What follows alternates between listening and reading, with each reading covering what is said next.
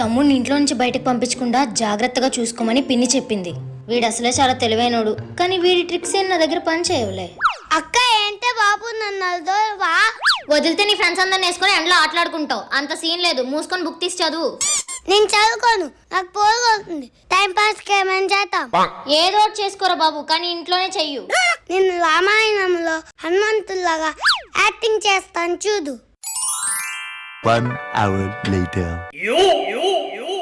ఏమైందే? పిన్ని తమ్ముడు జంపా అసలు నిన్ను మాయ చేసి ఎలా తప్పించుకున్నాడే? బోర్ కొడుతుందని టైం పాస్ కి రామాయణంలో హనుమంతుడు పాత్ర వేశాడు. అందులో సంజీవిని పర్వతాన్ని తెచ్చే సీన్ ఉంటుంది కదా, ఆ పర్వతాన్ని తీసుకొస్తానని వెళ్ళిన వాడు ఇప్పటి వరకు ఇంకేముంది, ఆ యాక్టింగ్ లోనే ఎస్కేప్ అయి ఉంటాడు. వాడు దేశముదురు.